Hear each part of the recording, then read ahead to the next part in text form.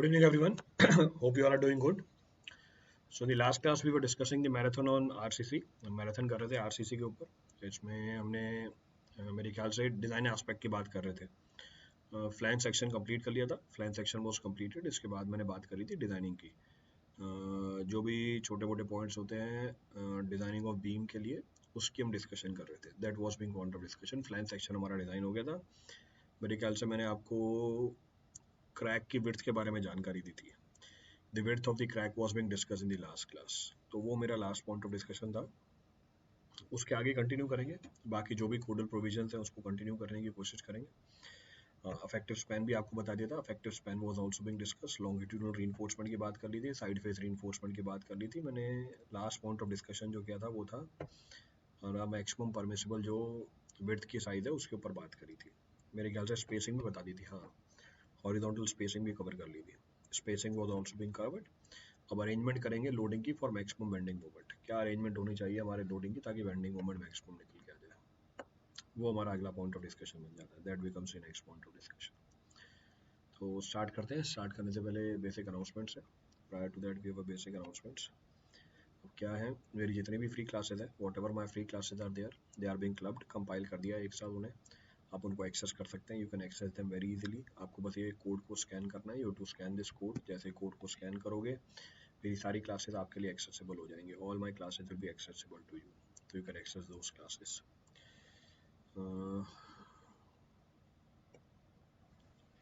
तो आप मेरी उन क्लासेस को एक्सेस कर सकते हैं.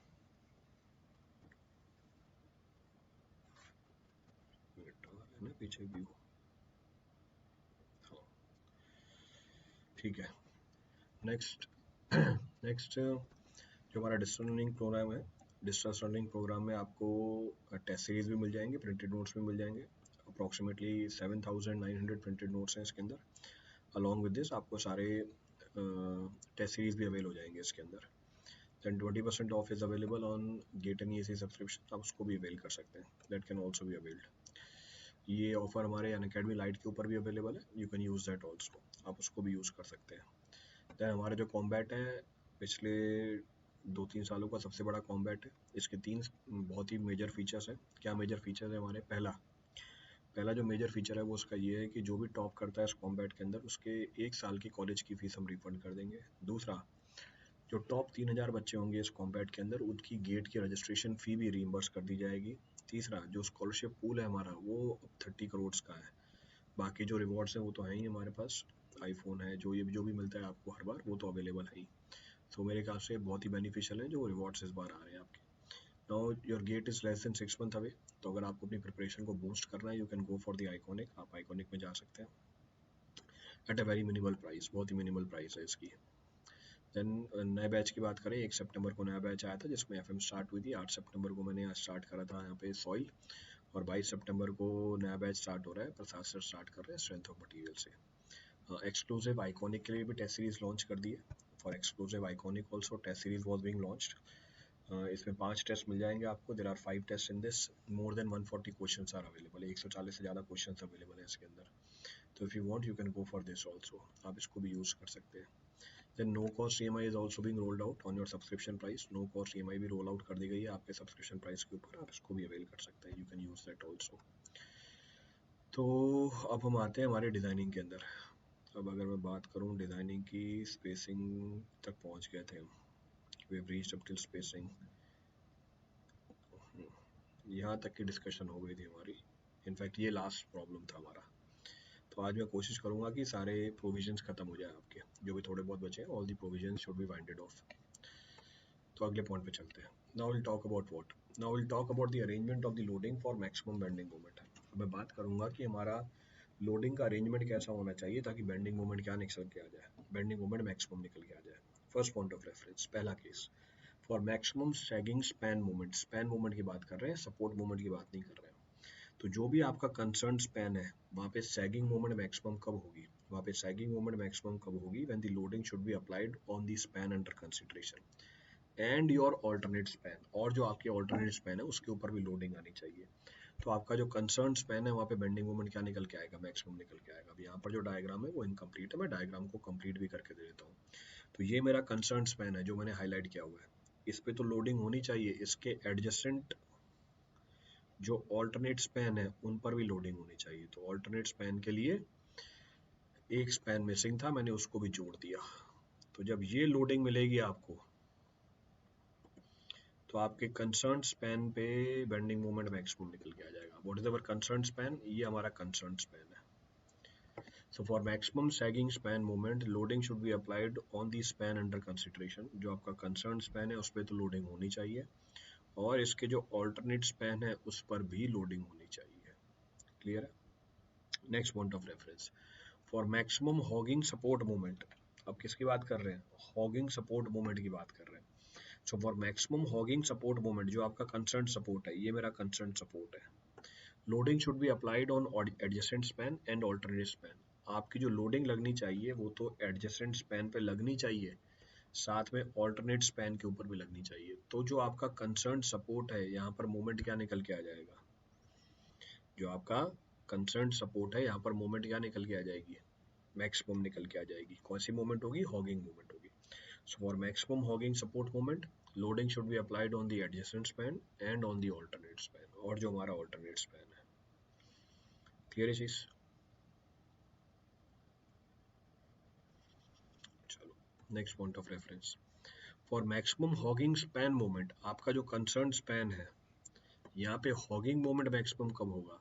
When the loading should be applied on the adjacent span, जब आप लोडिंग अप्लाई करो एडजेसेंट स्पैन पे, और जब आप लोडिंग अप्लाई करो ऑल्टरनेट स्पैन पे भी। ऑल्टरनेट मतलब एक छोड़ के एक पे लगा दिया। तो अगर आपको स्पैन मोमेंट की मैक्सिमम वैल्यू चाहिए और वो हॉगिंग हो, ये तभी पॉसिबल होगा जब आप लोडिंग अप्लाई करो किसके ऊपर? एडजेसेंट स्पैन के ऊपर, और आप लोडिंग अप्लाई करो किसके ऊपर? और आप लोडिंग अप्लाई करो उसके ऑल्टरनेट स्पैन के ऊपर। Then you will get the maximum hogging span moment.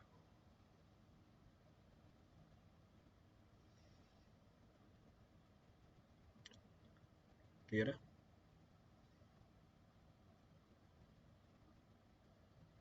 Repeat करना कोई सा पॉइंट इसमें से किसी के लिए? Any of the point to be referred from this for anyone? चलो next point of reference. Next point क्या बोल रहा है? For maximum sagging support moment, आपके सपोर्ट पे सैगिंग मोमेंट मैक्सिमम कब होगी? For maximum sagging support moment, मेरे सपोर्ट पे सैगिंग मोमेंट मैक्सिमम कब निकल के आ जाएगा? मेरे सपोर्ट पे सैगिंग मोमेंट मैक्सिमम तब निकल के आएगा when the loading is to be applied next to the adjacent span. आपका जो कंसर्न स्पैन है, इसके एडजेसेंट स्पैन पे आप क्या लगाओ? लोडिंग लगाओ, और फिर ऑल्टरनेट स्पैन पे आप लोडिंग लगाओ। Then loading is to be applied on the alternate span. तो अगर आपको सपोर्ट पे मैक्सिमम सैगिंग मोमेंट चाहिए, तो loading should be applied next to the adjacent span. ये हमारे एडजेसेंट स्पैन पे, इसके अगले स्पैन पे आपने क्या किया? लोड अप्लाई किया, और फिर आपने इसके आगे जो ऑल्टरनेट स्पैन है वहां पर भी लोडिंग अप्लाई की हुई है। तब आपके कंसर्न स्पैन पे क्या निकल के आ जाएगी? सैगिंग मोमेंट निकल के आएगी, वो भी maximum. It will be maximum on your concern support. तो इसका मतलब ये है कि क्या करना है आपको? इसका मतलब ये क्या करना है आपको? इसका मतलब है कि आपको ये लोडिंग की जानकारी रखनी है। डायरेक्टली ऑब्जेक्टिव पूछे जाते हैं। Directly the objectives are being asked in this.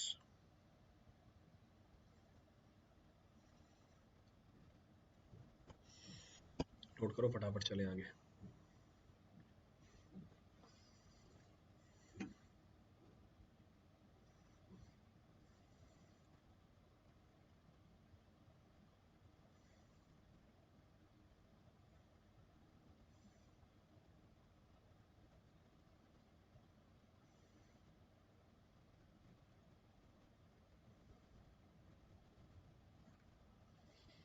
Done done. चलो आगे बढ़ते हैं। Next is what? नेक्स्ट तो सवाल ही आ गया।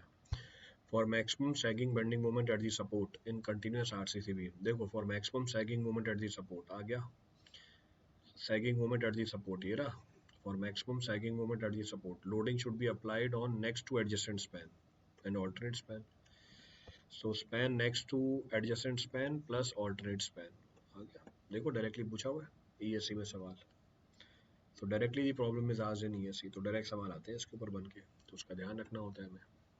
चलो नेक्स्ट पॉइंट ऑफ रेफरेंस। अब हमें बात करनी है किसकी? लेटरल स्टेबिलिटी की। तो next of the point of reference comes on lateral stability. तो भैया लेटरल स्टेबिलिटी का फंडा क्या है? देखो जब बीम है, बीम है, आपने उसको सपोर्ट प्रोवाइड कर रखा है, बीम में आपने सपोर्ट प्रोवाइड कर रखा है, वो लेटरल डायरेक्शन में क्या कर सकती है, लेटरल डायरेक्शन में स्वे कर सकती है। तो मुझे ये लेटरल डायरेक्शन में भी इसकी स्वेइंग को अवॉइड करना है। स्वेइंग को अवॉइड करना है तो आप क्या करोगे, इसको सपोर्ट प्रोवाइड करोगे एंड में जाके। सपोर्ट आपने प्रोवाइड कर दिया एंड में आके, उसके बाद भी इसकी अनसपोर्टेड लेंथ बच जाएगी। जैसे ये हमारी लेट सपोज वॉल है, वॉल में ये ओपनिंग बनी हुई है, आपने यहाँ पर बीम एम्बेड कर दी, आपने यहाँ पे बीम एम्बेड कर दी। लेट सपोज ये मेरी थिकनेस है वॉल के अंदर, ये मैंने आपको दिखा दी थिकनेस वॉल के अंदर। So thickness is being shown to you inside the wall. ये हमारी बीम एम्बेडेड है इसके अंदर, और आगे भी चल रही है बीम, तो बीम भी आगे चल रही है। तो अगर लेटरली सपोर्टेड बीम है एंड में, लेटरली सपोर्टेड बीम है एंड के ऊपर, ये हमारी क्या निकल के आएगी, अनसपोर्टेड लेंथ। तो दिस इज अनसपोर्टेड लेंथ। तो लेटरल स्टेबिलिटी के लिए जो अनसपोर्टेड लेंथ है उसके ऊपर कंडीशन लगाई हुई है। लेटरल स्टेबिलिटी के लिए जो हमारी अनसपोर्टेड लेंथ है इसके ऊपर हमने कंडीशन लगा रखी है। अब क्या कंडीशन लगा रखी है उसको देखते हैं। So unsupported length should be minimum of, हमारी जो अनसपोर्टेड लेंथ है वो मिनिमम होना चाहिए इन दोनों का, क्या, एक 60b और 250b square by D, where b is what, width of the beam, d is the effective depth of the beam. तो अगर मेरी अनसपोर्टेड लेंथ इससे ज़्यादा हो गई तो लेटरल डायरेक्शन में अनस्टेबिलिटी आ सकती है। अगर यही मेरी लेटरली सपोर्टेड कैंटिलीवर होगी तो it should be equal to what, minimum of. तो जो मेरी अनसपोर्टेड लेंथ है वो मिनिमम होना चाहिए किसका, my unsupported length should be minimum of 25b and 100b square by D. इन दोनों में से जो भी वैल्यू छोटी निकल के आए that should be what, unsupported length, वो हमारी अनसपोर्टेड लेंथ होनी चाहिए। क्लियर है। सो कंडीशन फॉर लेटरल स्टेबिलिटी।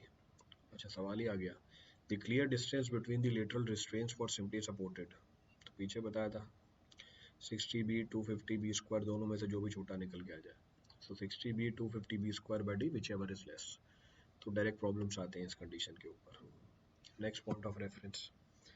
अब अगला पॉइंट ऑफ रेफरेंस क्या है, stress is due to shrinkage. Next of the point of reference है स्ट्रेस किसकी वजह से, श्रिंकेज की वजह से। फर्स्ट पॉइंट ऑफ रेफरेंस, पहला डायग्राम क्या बोल रहा है, पहला डायग्राम बोल रहा है when the member is free to shrink. आपने इसको सरफेस के ऊपर रखा हुआ है, सरफेस हमारी स्मूथ है। अगर आप रीइंफोर्समेंट नहीं प्रोवाइड करोगे श्रिंकेज क्या मिलेगी, ज़्यादा मिलेगी। अगर आपने रीइंफोर्समेंट दे दी तो श्रिंकेज क्या मिलेगी आपको, कंपैरेटिवली कम मिलेगी। श्रिंकेज कम मिली कंपैरेटिवली, इसका मतलब कंक्रीट में क्या आ गया, टेंशन आ गया, क्योंकि पहले ये ज़्यादा श्रिंक कर रहा था, कंप्रेस हो रहा था। आपने रीइंफोर्समेंट देके क्या करी, श्रिंकेज को अवॉइड कर दिया।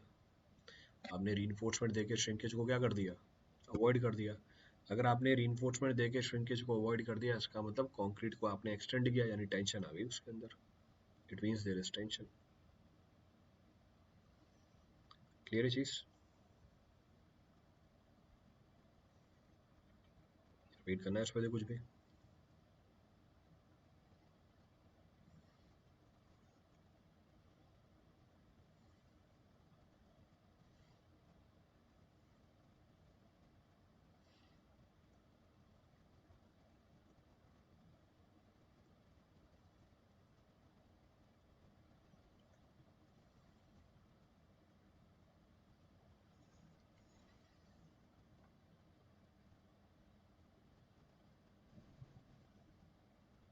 चले,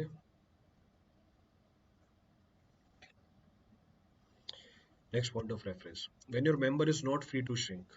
तो पिछले वाले केस में तो member was free to shrink, पिछले वाले केस में मेंबर क्या कर सकता था, श्रिंक हो सकता था। अब दूसरा केस बना रखा है, and the member is not free to shrink.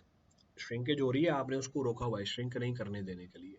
आप उसकी श्रिंकेज को रोक रहे हो, यानी एक्सटेंड कर रहे हो, उसे एक्सटेंड कर रहे हो, इसका मतलब चाहे कंक्रीट हो चाहे स्टील हो, दोनों में क्या आ जाएगा, चाहे कंक्रीट हो चाहे स्टील हो, दोनों में क्या आ जाएगी, टेंशन निकल के आ जाएगी। इन either of the case the tension will be induce in it, दोनों में टेंशन मिलेगी।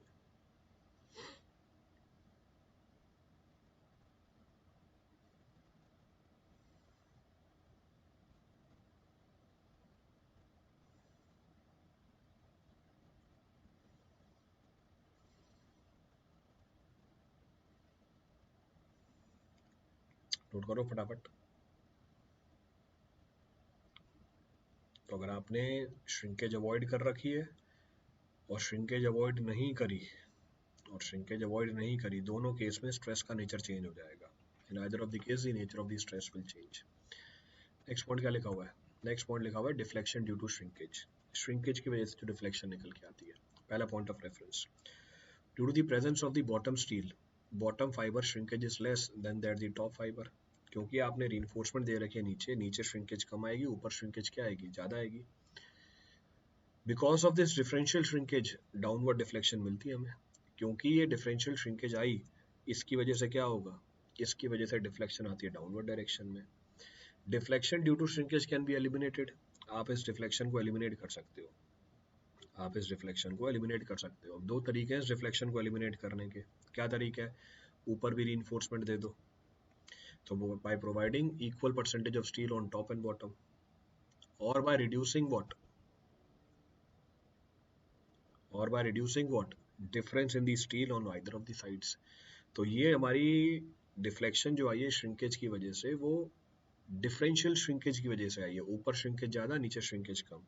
तो आपका एम क्या होगा, आपका एम होगा कि दोनों श्रिंकेज के मैग्नीट्यूड को सेम बनाना, दोनों श्रिंकेज के मैग्नीट्यूड को सेम बनाना। तो सेम बनाने के लिए क्या किया, तो नीचे से भी रीइंफोर्समेंट हटाओ, वो हम करेंगे नहीं। ऊपर भी क्या कर देंगे, रीइंफोर्समेंट प्रोवाइड कर देंगे। Will provide the reinforcement at the top also, तो टॉप पे भी रीइंफोर्समेंट दी जाती है। नेक्स्ट पॉइंट ऑफ रेफरेंस, अब जो हमारा टोटल डिफ्लेक्शन निकल के आता है, टोटल डिफ्लेक्शन किसकी वजह से होती है, लोडिंग की वजह से, टेम्परेचर की वजह से, श्रिंकेज की वजह से और क्रीप की वजह से।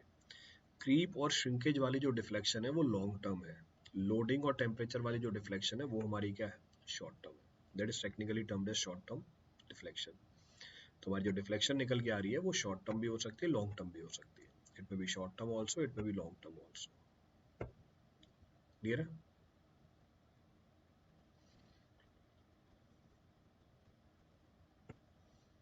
चले अब कंडीशन के ऊपर बात करते हैं।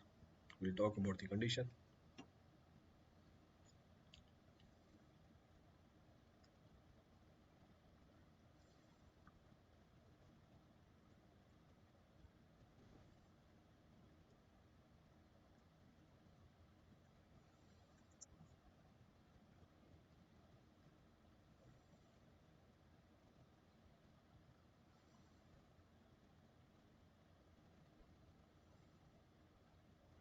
चले चलो अब डिफ्लेक्शन के ऊपर रिस्ट्रिक्शन लगाते हैं। The final deflection due to all types of, ये फाइनल डिफ्लेक्शन निकालें हम किसकी वजह से, सबकी वजह से। अगर मैं फाइनल डिफ्लेक्शन निकालूं सबकी वजह से, तो पॉइंट क्या बोल रहा है, the final deflection due to all types of load including the effect of temperature, shrinkage and creep, measured from the casting level of the support, जो हमारा कास्टिंग लेवल है सपोर्ट का, to the floor, support of the floor, to the roof and the other horizontal member should not normally exceed L effective by 250. मैं फिर से repeat कर रहा हूँ। So casting level of the support of the floor to roof, support to roof and other horizontal member should not exceed, किससे exceed नहीं करना चाहिए, floor, roof and other horizontal member, ये रहा। ठीक है, अब ये स्टेटमेंट पूरी हो गई। चलो, so the final deflection due to all types of loading, temperature, shrinkage and creep, measured from the casting level of the support of the floor or you can say roof and other horizontal member should not exceed, यानी final deflection मेरी किससे ज़्यादा नहीं होनी चाहिए, L effective by 250 से। अब इस रिफ्लेक्शन में किस किस का इफेक्ट इंक्लूडेड है, डेड लोड का है, लाइव लोड का है, क्रीप का है, टेम्परेचर का है, श्रिंकेज का है। This limitation is based upon what, crack limit, with the code is very much concern about. ये जो लिमिटेशन लगा रखी है डिफ्लेक्शन की, ये इसलिए लगा रखी है क्योंकि अगर डिफ्लेक्शन इससे ज़्यादा हुई क्रैक डेवलप हो जाएंगे, और हमारा कोड क्रैक के रिस्पेक्ट में बहुत ही ज़्यादा कंसर्न है, क्योंकि अगर क्रैक डेवलप हो गए साइकोलॉजिकल फेयर आ जाएगा आपके माइंड के अंदर। नेक्स्ट पॉइंट क्या बोल रहा है, this reflection including the effect of temperature, creep, shrinkage occurring after the erection of the partition, portion नहीं है पार्टीशन है, after the erection of the partition and application of the finishes should not exceed L effective by 350 and 20 mm। अच्छा, अब ये deflection किसकी वजह से है, दिस रिफ्लेक्शन। तुम्हारा कोड बोलता है कि हमारी डिफ्लेक्शन L effective by 350 या 20 mm में से जो भी छोटी है इससे ज़्यादा नहीं होनी चाहिए। पर ये डिफ्लेक्शन किसकी वजह से है, ये डिफ्लेक्शन टेम्परेचर की वजह से है, श्रिंकेज की वजह से है, क्रीप की वजह से है। After the erection of what, after the erection of the partition and application of the finishes, यानी डेड लोड का इफेक्ट आपने क्या कर दिया, यानी डेड लोड का इफेक्ट आपने क्या कर दिया, नलीफाई कर दिया। तो इसमें बस क्या आया हुआ है, लाइव लोड आया हुआ है, टेम्परेचर आया हुआ है, क्रीप आया है, टेम्परेचर आया है, श्रिंकेज आया है। तो इसका मतलब एल अफेक्टिव बाय 250 में सारे लोड इंक्लूडेड है, डेड लोड भी इंक्लूडेड है, पर एल अफेक्टिव बाय 350 में क्या इंक्लूडेड नहीं है, डेड लोड इंक्लूडेड नहीं है, लाइव लोड हो जाएगा, टेम्परेचर हो जाएगा, क्रीप हो जाएगा और श्रिंकेज आ जाएगी। तो ये हमारी वैल्यूज निकल के आ गई, तो लिख भी दिया। टोटल जो डिफ्लेक्शन निकल के आ रही है हमारी, the total deflection should not be greater than L effective by 250। Total किसकी वजह से, dead load, live load, temperature, creep, shrinkage. और total deflection should not be more than L effective by 350 और 20 mm जो भी मिनिमम वैल्यू हो। ये किसकी वजह से है, लाइव लोड, टेम्परेचर, क्रीप और श्रिंकेज की वजह से। तो जो बची हुई डिफ्लेक्शन निकल के आ गई है वो किसकी वजह से है, डेड लोड की वजह से। It is because of the dead load. Dead load में पार्टीशन और फिनिशेस भी आ जाते हैं, पोर्शन नहीं है, पार्टीशन है। So this is partition.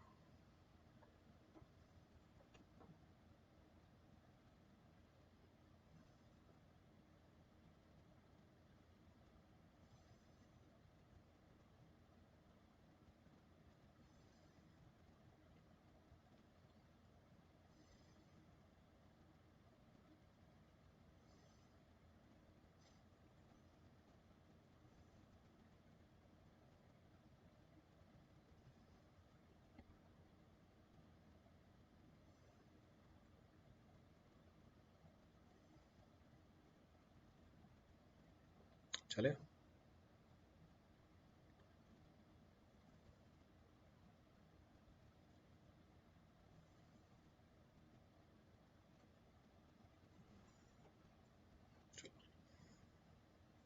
क्या सवाल पूछ रहा है। The final deflection due to all the loads including the effect of temperature, creep, shrinkage and measured from the cast level of the support roof and all L affected by 250। तो ये तो पीछे बता दिया था। Limit state of serviceability for deflection including the effect due to creep, shrinkage and temperature occurring after erection of partition, ये पीछे बताया था। L effective by 350 और 20 mm जो भी वैल्यू छोटी निकल के आ जाए, whatever the value comes out to be smaller। Next point of reference. अच्छा भैया, अब डिफ्लेक्शन को कंट्रोल कैसे करेंगे, how the deflection control criteria to be applied, उसकी बात कर लेते हैं। So deflection control criteria.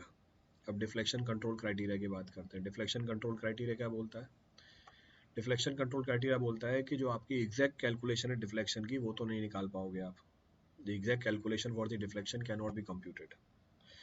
अब इस बात को ध्यान में रखते हुए कोड बोलता है कि हम आपके काम सिंप्लीफाई कर देते हैं। तो exact calculation of the deflection can not be computed, वो आप कंप्यूटर नहीं कर सकते, वो कॉम्प्लिकेटेड होती है बहुत।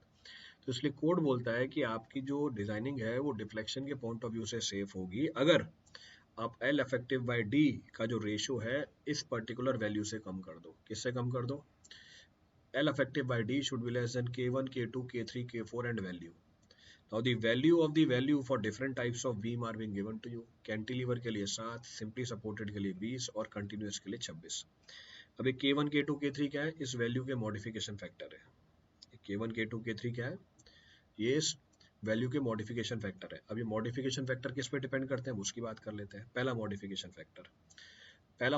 फैक्टर डिपेंड कर जाता है स्पैन लेंथ के ऊपर। अगर हमारी स्पैन लेंथ 10 मीटर तक है तो K1 की वैल्यू 1 है। अगर हमारी स्पैन लेंथ 10 मीटर से ज़्यादा है तो उस केस में हमारा मॉडिफिकेशन फैक्टर हो जाएगा 10 by span length, effective span होती है ये। अच्छा, ये एप्लीकेबल नहीं होता कैंटिलीवर के लिए। जो हमारे K2 की वैल्यू होती है वो डिपेंड कर जाती है परसेंटेज ऑफ टेंशन रीइंफोर्समेंट, और इसकी वैल्यू हम डायरेक्टली कर्व से रीड करते हैं जो IS 456 में गिवन है। अब 456 में जो कर्व है वो किसकी वेरिएशन बताता है, वो K2 की वेरिएशन बताता है और किसकी वेरिएशन बताता है, K2 की वेरिएशन बताता है और परसेंटेज ऑफ टेंशन रीइंफोर्समेंट की वेरिएशन बताता है विद रिस्पेक्ट टू FS। तो K2 निकालना है, उसके लिए मुझे क्या चाहिए, परसेंटेज ऑफ टेंशन रीइंफोर्समेंट चाहिए, साथ में और क्या चाहिए, FS चाहिए। अभी FS एक नई चीज आ गई, क्या होती है FS, FS होता है stress level of the steel. FS क्या होती है, stress level of the steel. किसके बराबर होती है इसकी value, it's value is 0.58 FI AST required upon provided. कितना AST रिक्वायर्ड है और कितना AST आपने प्रोवाइड किया, इसको मल्टीप्लाई करो 0.58 FI के साथ, ये आपको FS बताएगा। तो इस अलग अलग FS की वैल्यू के लिए आप K2 की वैल्यू निकाल सकते हो। K3 डिपेंड कर जाता है परसेंटेज ऑफ कंप्रेशन रीइंफोर्समेंट के ऊपर, कितनी परसेंटेज है हमारे कंप्रेशन रीइंफोर्समेंट की। तो हम वो भी कैलकुलेट कर सकते हैं। सो K3 की वैल्यू निकाल सकते हैं on the basis of percentage reinforcement. तो निकाल लीजिए परसेंटेज रीइंफोर्समेंट के बिहाफ पे कितनी वैल्यू आ रही है, that what is the value coming out on the basis of percentage reinforcement. Clear है। K4 डिपेंड कर जाती है ratio of web width to the flange width. K4 depend कर जाता है किसके ऊपर, ratio of web width to the flange width. ये जो रेशियो निकल के आता है, सो K4 की वैल्यू वेरी कर जाती है 0.8 से लेके 1 के बीच में। क्लियर है चीज।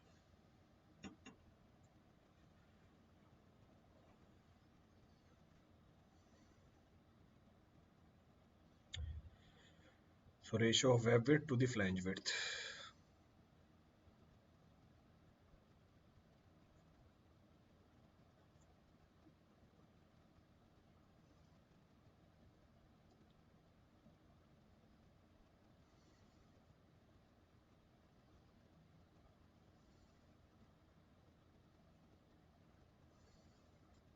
चले, नोट कर लिया। तो will say L effective by D should be less than K1 K2 K3 K4 into value, यहाँ से D की वैल्यू निकाल लेंगे।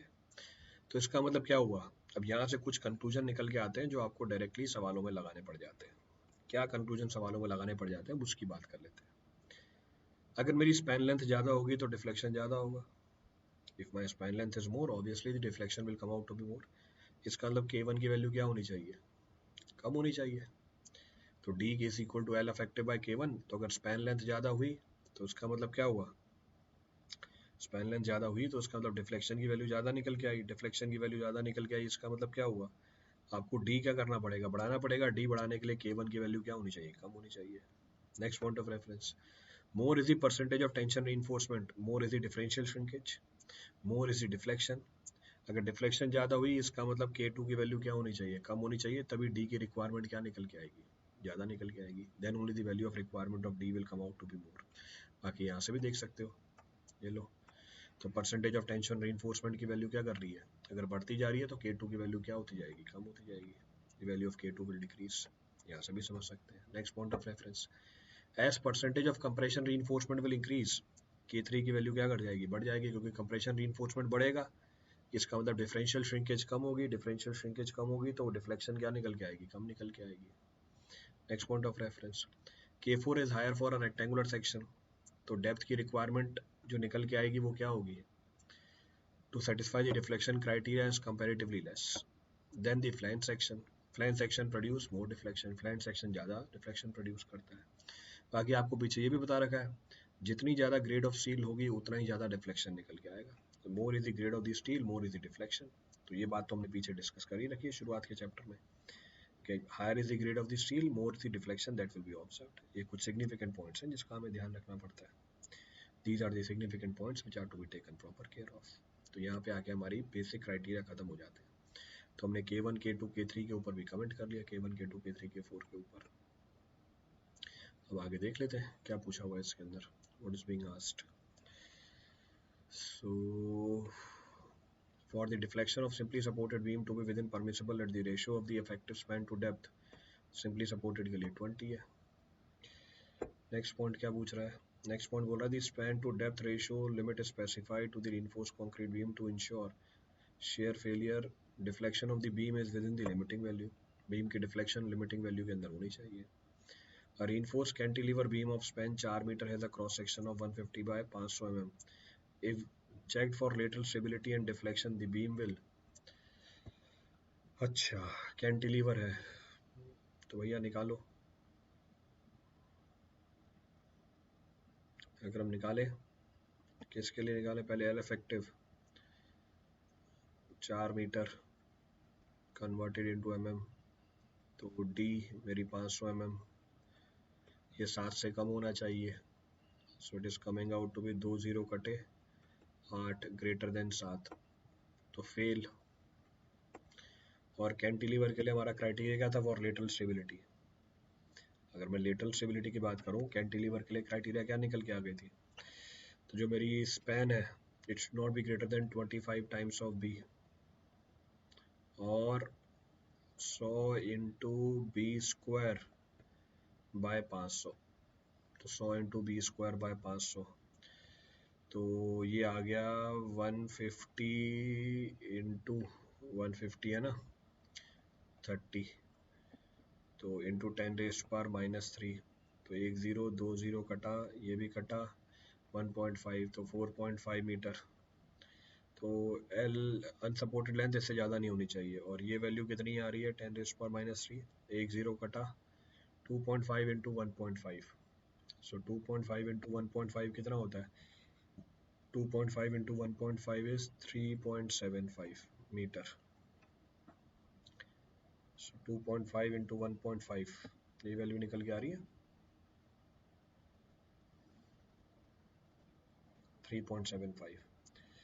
तो इन दोनों में से जो भी वैल्यू छोटी है, तो हमारी जो L है वो इससे ज़्यादा नहीं होनी चाहिए, should not be greater then minimum of this. तो 3.75 से ज़्यादा निकल के आ गई, तो इसका मतलब it will fail both in deflection and lateral stability, दोनों में फेल कर जाएगा। तो दोनों में फेल कर रहा है, तो it is Fehling in both. Clear है? अब डिज़ाइन स्टेप्स क्या होंगे हमारे सिंगली सपोर्टेड रेक्टेंगुलर बीम के। वैसे तो मैंने पीछे करके बता ही दिया है, बट स्टिल दोबारा से मेंशन कर दिया मैंने डिज़ाइन स्टेप्स को। एक बार पीछे डिस्कस किया हुआ है, बट स्टिल दोबारा से मेंशन कर रखा है। क्या? Assume the suitable value of b by D. 0.3 से कम नहीं लोगे, 0.7 से ज़्यादा नहीं होगे। 0.3 से कम लोगे लेटरल बकलिंग के चांसेस रहेंगे, 0.7 से ज़्यादा लोगे अनइकोनॉमिकल हो जाएगा। जनरली आप 0.5 ले सकते हो। नेक्स्ट पॉइंट ऑफ रेफरेंस, अगर आप डिफ्लेक्शन क्राइटेरिया को फुलफिल करना चाहते हो तो L इफेक्टिव बाई डी की वैल्यू 1/10 से 1/15 के बीच में रखना। हमारा डिफ्लेक्शन क्राइटेरिया अप्लाई कर देना, that L effective by D should be less than K1 K2 K3 K4 into value. K1 K2 K3 K4 की वैल्यूज आप निकाल सकते हो। K1 की वैल्यू स्पैन लेंथ पे, K2 की वैल्यू आप 1 ले सकते हो, K3 की वैल्यू आप 1 ले सकते हो क्योंकि सिंगली रीइंफोर्स्ड है, K4 की वैल्यू आप 1 ले सकते हो। जो भी डी निकल के आई उसके हिसाब से बी निकाल लो। फिर आप इफेक्टिव स्पैन कैलकुलेट करो, डेड लोड निकालो, बेंडिंग मोमेंट निकालो, डेप्थ निकाल लो बैलेंस सेक्शन के लिए। जो भी आपने डेप्थ निकाली वो पिछले वाले डी से क्या होनी चाहिए, ज़्यादा होनी चाहिए, पिछले वाले डी से ज़्यादा होनी चाहिए। 5% वैल्यू बढ़ा दो ताकि अंडर इन्फोर्स सेक्शन हो। अंडर इन्फोर्स सेक्शन हो, एरिया ऑफ सील निकालने का डायरेक्टली एक्सप्रेशन है 0.5 FC के BD divide by FY into 1 minus 4.6 ultimate bending moment by FC के BD स्क्वायर। जो भी एरिया ऑफ सील आपने निकाला वो अपनी परमिसिबल लिमिट के अंदर होना चाहिए। साइड फेस रीइंफोर्समेंट दोगे अगर टोटल डेप्थ 750 mm से ज़्यादा निकल के आ जाए। लास्ट में आप चेक अप्लाई कर दोगे डिफ्लेक्शन का। यहाँ पर हमारी डिजाइनिंग खत्म। इसके अलावा अब जाके मेरे बीम की डिजाइनिंग खत्म होती है। Now the entire designing of the beam is finished.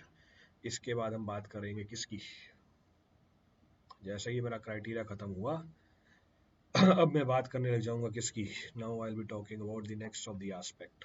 अब इसके बाद हमारा अगला एस्पेक्ट चालू हो जाएगा। अगला एस्पेक्ट बीम में बचा हुआ है शेयर का। So now I will be talking about the share. तो उसमें शेयर में चले जाएंगे, उसमें क्या दिक्कत है। तो जब सारे एस्पेक्ट कंप्लीट हो गए, now will talk about the share. तो इसके बाद शेयर की डिजाइनिंग की जाएगी।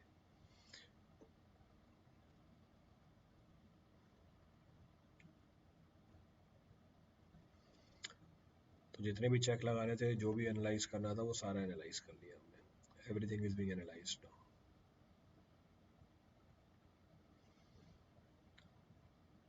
अब बीम को डिज़ाइन करेंगे शेयर के लिए। अभी तक हम फ्लेक्चर के लिए डिज़ाइन कर रहे थे, अब शेयर के लिए डिज़ाइनिंग की जाएगी। तो इसके बाद शेयर बच जाता है, शेयर हो जाएगा, फिर शेयर के बाद टॉर्शन बचता है, बॉन्ड और डिटेलिंग बचती है, वो भी करेंगे। तो बॉन्ड डिटेलिंग टॉर्शन, सो काफ़ी पेस पे चल रहा है, आपका कंप्लीशन हो जाएगा। Will go for the completion. Note करो फटाफट, इसे ख़त्म करें। तो आगे कंटिन्यू करते हैं अगली क्लास में। Will go for the discussion in the next class. Thank you everyone, thank you all.